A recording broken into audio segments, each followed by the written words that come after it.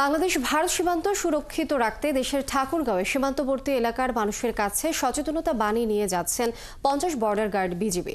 সোমবার বিকালে এরই ধারাবাহিকতায় জেলার বালিয়াডাঙ্গি উপজেলার সীমান্ত এলাকার ধনতলা উচ্চ বিদ্যালয় মাঠে সচেতনতামূলক সভা করে বিজিবি।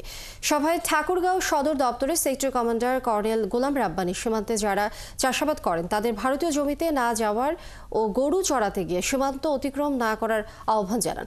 পাশাপাশি যে কোনো অনাকাঙ্ক্ষিত ঘটনা এড়াতে বিজিবি ও জনগণকে একসাথে কাজ করার আহ্বান জানান তিনি। সভা শেষে বিজিবির পক্ষ থেকে প্রায় 5 শতাধিক মানুষের মাঝে কম্বল বিতরণ করা হয়। আমরা ওই দেশের কোনো জিনিস নিয়ে আসতে হবে এমন কোনো অর্থ নেই।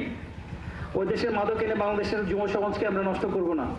আমরা কখনোই ওই দেশের ওপারের সীমান্ত ক্রস করে আমরা ওপারে যাব না, নিজেকে ভালনারেবল করব না।